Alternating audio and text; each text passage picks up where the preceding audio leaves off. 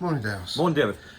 It's about halfway through the season. Have you got any sort of very general overview of the season so far? Yeah, it's been ups and downs. The downs have been the results lately, especially the other day, which I'm massively disappointed about. But we're still here at an unbelievable training ground, getting unbelievable looked after. I think we've clocked where the problems are. In the respect, we're working on that daily. So in the next couple of days, I'll be doing all we can, and to solve the problems. We're going to get Louis Ainsley signed at the end of the season to give him a bit of pace back there. And defensively around the team, we've just been looking on there. That's what's cost. We're doing great going forward. Got some exciting players going forward. The goals we are scoring. But if I'm going to stand here, I'll be ignorant. We need defenders around the team who want to defend, and we haven't got that at the minute, and that's what we'll be working on. So it'll be a bit of wheeling and dealing. I'll be doing in January. Okay, well, we'll look forward to that. It sounds exciting. When we spoke after the game against Aldershot, you were down. You were very disappointed, much more disappointed than angry. Sorry to interrupt, but you were specifically disappointed about some players, without naming it, and you didn't name any to me, privately or otherwise, about their level of performance, not just quality but quantity. Yeah, we're just looking at some of the stats on there. People who have run the most, like Max, and the people who haven't run the most, if you like, and that's not acceptable, and that's just something we're going to address now in the meeting. I was massively disappointed because I wanted to beat Aldershot. Fair play to them. Yeah, I thought Aldershot done it well. They've got every single player who was in the stand ran down when they scored the third goal. We haven't got players like that. We've got players who get the hump. We've got players who walk off when they get subbed. Their subs ran off and all that, Little things like that. And you look at why we're a good young side, well, not good manager, and all of this, and the things what we've got to do to make us better, because that kills you as a manager. The way a manager defeats like that, there's 5,000 people there.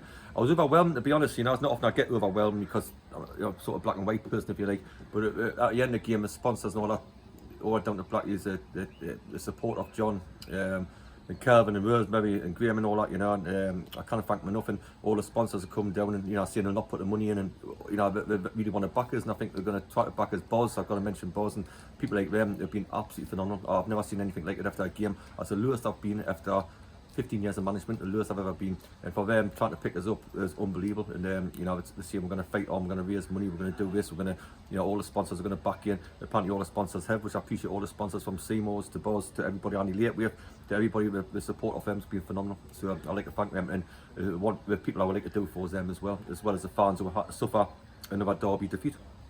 Is it particularly personally hurtful to you that in arguably the biggest game of the year, we're out of the cups, we're not going to win the league, we're probably not going to get relegated, well, we're not going to get relegated, no. So that was the biggest game we had left, that players that you have chosen and signed let you down? Yeah, I've signed every one of them. That's why you haven't got an excuse as a manager, because it's always saying he hasn't done this, but I've signed them, and I've signed the players, and I had a lot of trust in the players, and like how we're front two were, and how we midfield to and how defensive we are, and you go and thinking, is that the player I've signed? So yes, disappointed with their performance, but I've got no excuse because I've signed the players. Nobody else has interfered one single bit. I've signed every single one. You said a number of times we can't defend, and that's the problem you've got to rectify. That's very easy to look at the back four or the back three or just the centre backs or whatever in that, but defending is a team job, isn't it? That's what we've got to go forward. We'll all score goals, but I think it's 9 times we've had to score free win a game. We're just looking at some clips there where it's come off the front far too easy against Aldershot easily and through midfield to it, and it puts pressure on the back lads, but that doesn't take away out from corners, free kicks, which we've been conceding for most of the season. Listen, it doesn't need a genius to work out what the problem is, and we're going to try to work as hard as we can to get that right. And on and off the pitch, I think off the pitch the club's striving and doing well, and the commercial side of it, it's phenomenal what they've done. Commercial side of it, absolutely phenomenal. He's up with 354 in the ground. It's unbelievable, and the club's looking good. But it's up to us. We've got to do better here.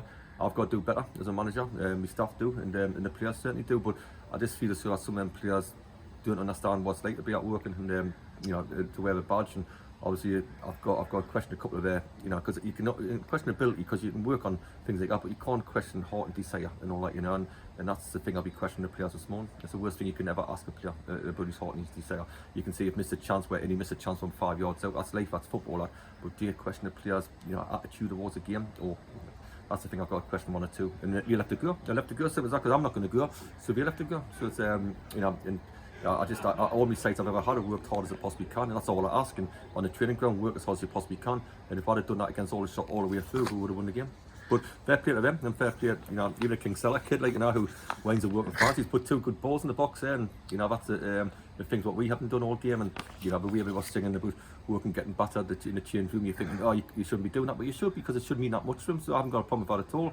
Even a little kid who's trying to hire a water bottle at the ground, of course I'll be yacked, but I haven't got a problem with that, because that shows guts. All their subs came down from the stand to celebrate their 3rd goal. We haven't got that, we've got people who sulk, we've got people who think they should be getting taken off, who walk off so slowly. That's the things I've got to change in the football club and start afresh today. That's what I'll do.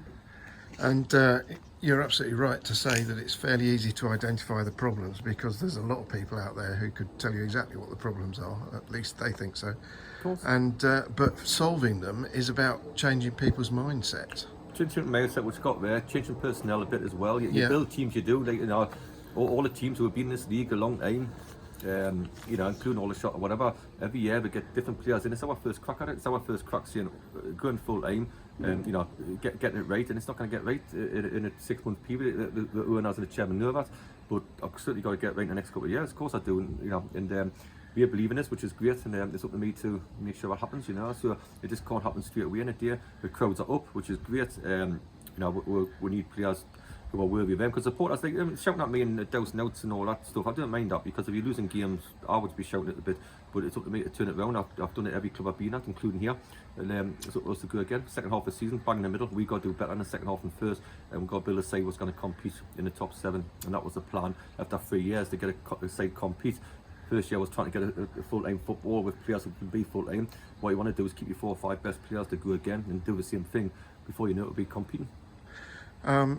After the match the other day, you queried out loud the players' level of fitness and wondered if that was part of the problem of the late goals. 9 goals in 8 games in the last 10 minutes. It's got to be something there, David, hasn't it? It's got to be saying concentration or fitness levels. Yeah, some of them had COVID and all that, but to win a derby game, doesn't matter if you got COVID on your deathbed, you do something to win a derby game. That's how if we had Lloydie Y out there, if we had Scotty Stephen, people like that out there, who wanted it, I'll tell you what, because I was tempted to get them there before kick-off to tell them how much a derby means. You wouldn't. Lloyd was there. I know. You come on the pitch. You did. You come on the pitch, but I wish I had him on the pitch, because what he would give to win a game of football is phenomenal. We haven't got too many who got that drive, to be honest. That's why Max has been extra special this season, who I think has been our best player. And Tav's done well, but obviously not the other day. But you're thinking level, and the reason Max is getting away, because he's fit as he's ever been. He's as hungry as he's ever been. He does all the right things in training. He does all the right things off the field, on the field, and that's why he's our best player. And you've got your analyst and fitness and conditioning coach now, Clarkey. Yep.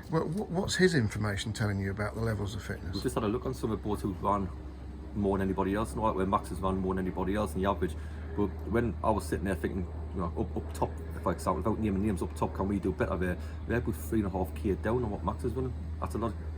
That's a lot of miles down, to be honest. So a lot of kilometres down. So it's things like that we're looking at now. I'm going to put them on the spot, to be honest. That's what we're going to do this morning. I don't mind taking the blame from them. I don't mind whatever comes up. But if I want to look at what's going wrong, we'll tell them in the next 10 minutes what's exactly going wrong. Okay. I asked you a few weeks ago if you were being too loyal to people. Are you still picking the team with your heart rather than your head? Not at all. No, the last couple of weeks I've been picking the team I can. Obviously, Ince will be on Saturday, and stuff. And then people have been COVID and injuries, so I've been picking what I can. But no, I thought I'd put a team up there which would win. If Lewis Energy was fit, he would have played, but he's had COVID, so he wasn't, so he would have played and all that, and so Ince would have played if he was fit and all that, so it's one of them where, there's 2 players straight away who'll be in the team on Saturday, but the bottom line is, I felt the sort of teams the right one to pick, but obviously not, because we just lost the local derby in not very nice fashion, to be honest. Sure. But the bragging rights go to them again, and all we can do now to prove we're better is to finish high on them, and to get in the biggest thing people say, what do you want the first year, what do you want the second? The biggest thing was to build a club.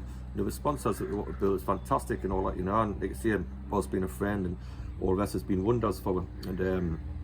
And Seymours not been unbelievable. We'll get that right, we'll get the training ground right, which we have, and we've just got to concentrate and get the team right now, because everything else is building up nicely behind the scenes. We've got to make sure that if we go backward, which I think we are, we've got to get the team right. But at the minute, we're back, and the other night was phenomenal. And sometimes people say I don't deserve all the stick coming my way, but I certainly didn't deserve all the loyalty coming my way. I didn't think after Saturday either, so I appreciate all the people who are very loyal. And there's about 100 people who come around us and said, Dowse, it was unbelievable. So I was absolutely incredible. Of course, I'm going to get people on the other side that now understand that, because sometimes I think that's a bit harsh what we're trying to do. But on the flip side, the loyalty got shown to us the other day was second to none, to be honest. Okay, brilliant. Let's look forward very briefly then, just to finish off. Kings Lynn away. It's one of those awkward games, isn't it, where all the supporters will assume we're going to win. Well, I hope so, but I went up to see them on New Year's Day. I drove up to Chesterfield to watch them, and Tommy Wimpton, who's a good friend of mine as well, he's got them organised, hard to break down, frustrating teams, which he's good at. And obviously, Chesterfield won by a little deflection of a goal, to be honest. And apart from that, there was nothing in the game, and they could have got something out of it. And should have got something. So obviously, when a new manager comes in, they have that little kick or two. We're having it at the minute, and it's up to us to go around and win the game. Okay. In the next couple of games we've got to, it's like anything else. Yeah, well, and Wealdstone at home is another one in the same category. 100%. Teams all around were, it's sort of like teams all around were similar to us, if you like. The Wilson coming up with us, didn't it? And all that, so similar and all that, when they come up a year after us, sorry. And so they're not full aim. Kings Lynn are full aim, and it's decent budget and stuff like that, like us. But Wilson aren't full aim, so it's little things where I was seeing little work, and we're challenging these teams now. Not little kin because they're the same, but Wilson are part-time football club. We've got to go around and beat them. We've got to come to us and we've got to beat that other players. Simple as that. Let's hope that happens. Thanks very much for your time this morning. No problem. Thank you.